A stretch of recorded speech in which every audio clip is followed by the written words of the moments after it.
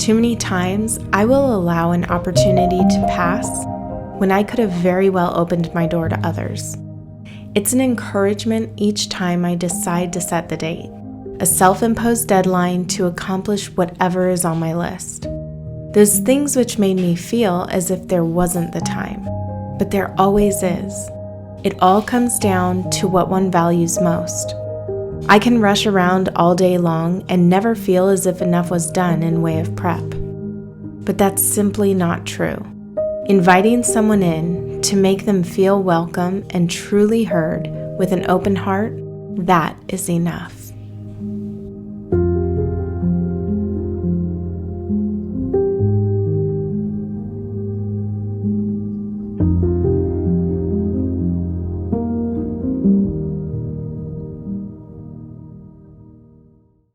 Hello and welcome back. It's another lady of the house kind of day, and I have a special one for you today. We are just going to focus on hot mess hospitality because today has been a hot mess. I feel like a hot mess. This week I feel just has not gone according to plan or like what I thought it would, which rarely does it, but when you're planning on having somebody over and stuff, it's nice when things go according to plan, right? But it didn't. Yesterday was Tuesday, so I really wanted to clean my house. I started to, and then some things came up, and then by the time I got home in the evening, I did not feel like cleaning or anything.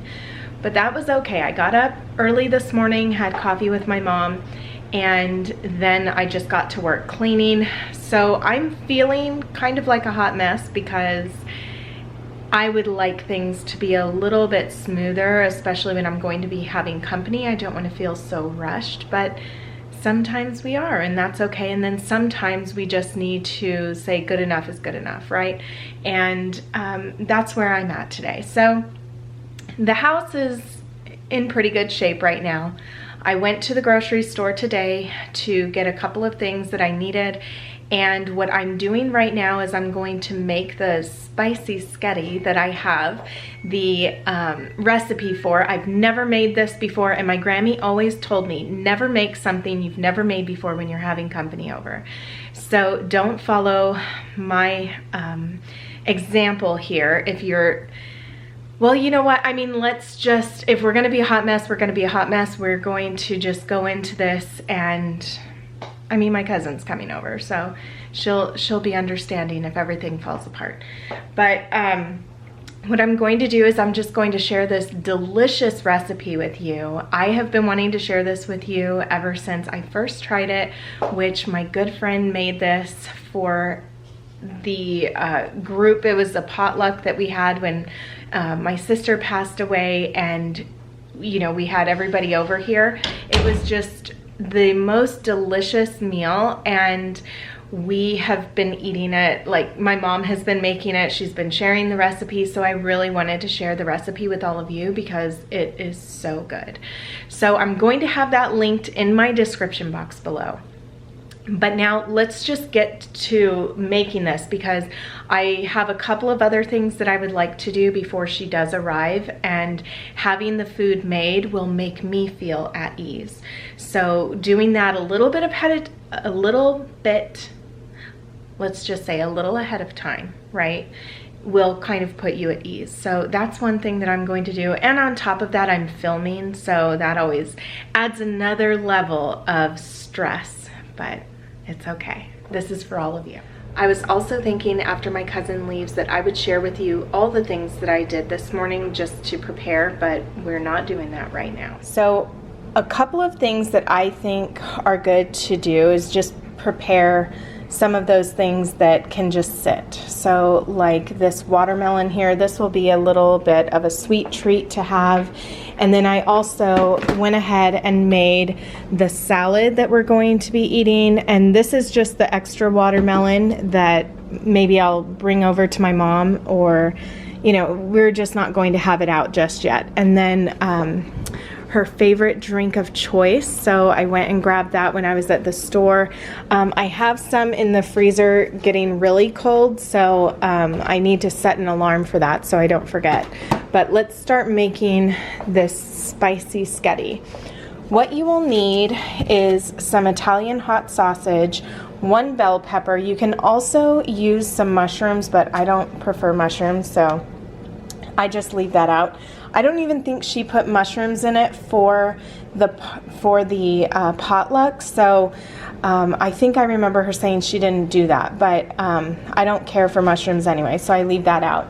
And then this kind of marinara sauce, that's the difference I think with this, is that it's marinara sauce. It's just so good. I'm using angel hair pasta today, and then you'll need some extra virgin olive oil for the bell pepper, sauteing it on the stove.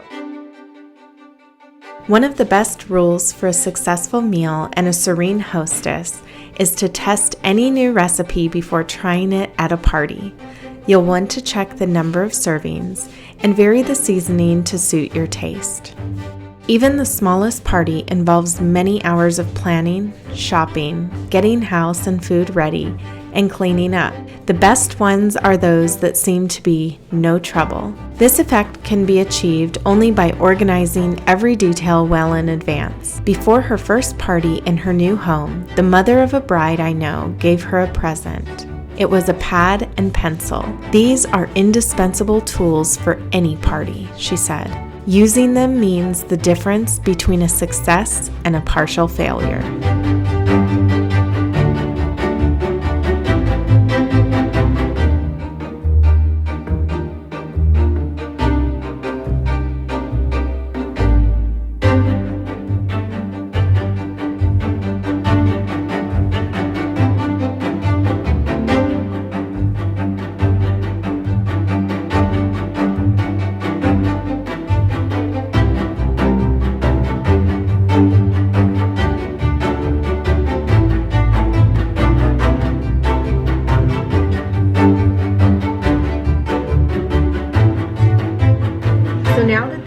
Simmering. I am waiting. This water's just about ready to boil, so I'm going to clean up my dishes right here, you know, clean as you go, and then you don't have a big mess.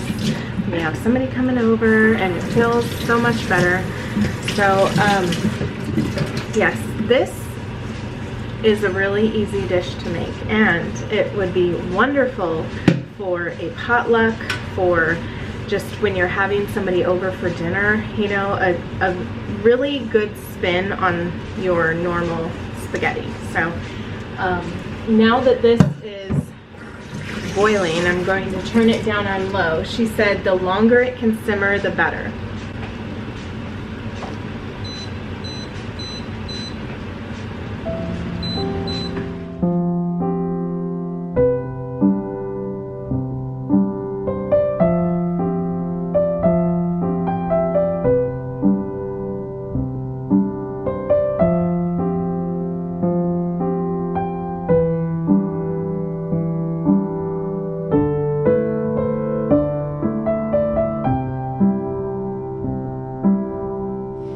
So now I am just going to start setting up what I am going to have us eat. I will bring the salad out closer to when she's here, and then also the Parmesan cheese, like the shredded, is it shredded? Yeah, the shredded slices. I will bring those out once it's closer to her time being here. I need to wipe off this table. I'm going to turn on the lights a little bit, and then right before she gets here as well, I will light the candles that we will have on the table as well. So once I wipe this table down, I'm going to set it for us, and then oh, there's this blackboard over here that needs to be put away as well. Okay, now listen. I know that you are just kind of freaking out. It's how much longer? Less than 15 minutes before she gets here, so just stop and make sure that you look nice. Take your apron off. Take that apron off, okay? We're going to take this off. I'm going to spray a little bit of perfume. Not too much. And then I'm gonna go check under my eyes, make sure I don't, because like I'm hot and, you know, just running around. But you don't want to make it appear as if you have been, right? That's what I read in the Betty Crocker book that my grandmother gave me. So anyway, we don't talk about how difficult things have been today, all the trouble we went to have somebody over. You do not, you just leave all of that out. No matter what, just leave all of that out. So I'm gonna go around, light the candles after I just freshen up, maybe run a brush through my hair because my hair is really separating, and then I'll be ready for her to come. We will enjoy our time. It's okay that not every little thing is done. I mean, you get over it, get over yourself, because as soon as your company comes and they sit down, it's like all those little things that you are worrying about, they don't even care about, they don't notice those things, okay?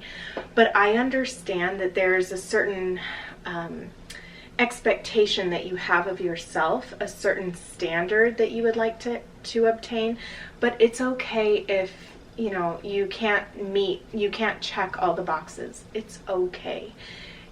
Give yourself some grace. Go easy on yourself. We will pick this conversation up as soon as she leaves. As I've studied the ways hospitality is woven throughout the tapestry of Scripture, I've been convicted anew.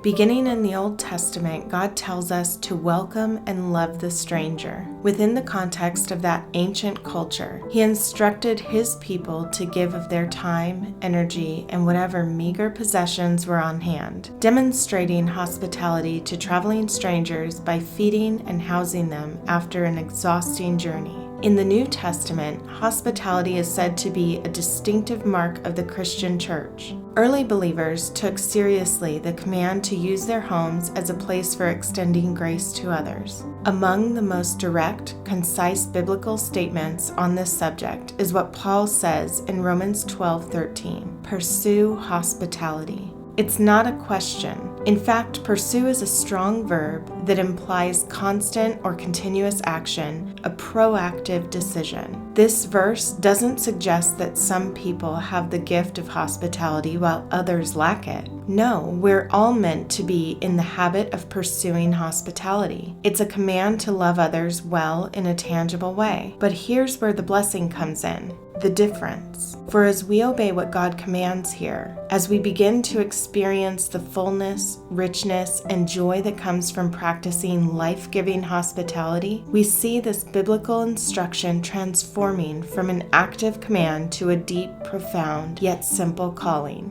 One we pursue first out of love, only to find it too contagious for us to stop. It is much later in the day now. It is almost 5:30 p.m. We have Bible study tonight. It is extremely hot. We are having a heat wave here, and yesterday my car temperature read 117, although I don't know if it said that it was going to be that hot, but it felt like it was that hot. None of my plants are really doing well that are out on the back deck, which is where it catches the afternoon sun and going into the evening. But whew, so after my cousin left, which we had a really great visit, and I got to see my itty bitty cousin, her son was with her, so it was just really fun. Aria got to hold him the whole time, so she was so happy to do that. But then afterwards, my mom and I took some, and Jorge, he got home right after my cousin left. And anyway, we went across the street to go visit some neighbors and took them some dinner. So that meal, at which everybody's still eating on for dinner right now, it lasted everybody, and it is so good. My daughter keeps going back for more. She just loves it so much, and I have been as well. So it's been really good. I feel like I'm trying to catch a second wind right now because I am so tired, and it's coming. I feel it coming back, especially talking to all of you. But once my cousin left, I sat out front with my mom. We made ourselves a little cup of coffee, and but then we left not long after that to go across the street. But anyway, I thought that I would come in here and rest a little bit before we left tonight. So I might just do that, do some reading. So let's talk about housework and how that can help us so much. Not only is it good for keeping your house up, but it is amazing for getting your steps in. It's like I said, almost 5:30, and I am almost at 10,000 steps. I did not go walking this morning. It was so hot, and I just thought, I texted my mom to see if she was up for a walk, and she said no. So my daughter wouldn't get up either, so I was just like, well, I'm not gonna go by myself. So, however, with this on, seeing how much I've moved throughout the day already, by the time my cousin got here, I had already almost had 10,000 steps. So that's pretty good at, you know, 1 o'clock having that much. So that is something that housework is really good for. So cleaning your house, like thoroughly cleaning your house, you can get a really good workout that way. Even when you're running around, I would have to say it depends. It depends on the age of your kids. But when mine were toddlers and, you know, just young kids, playing with them and stuff like that really gives you a lot of steps as well. Keeps you feeling young, gives you a lot of exercise.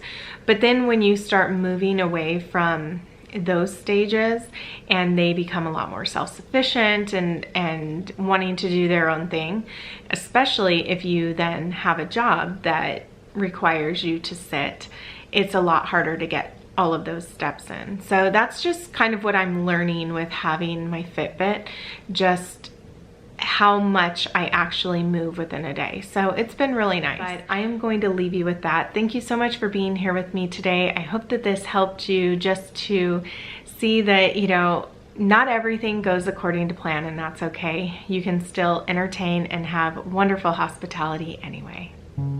This video was brought to you by our patrons and all those who've purchased from the Inspired by Nikki store.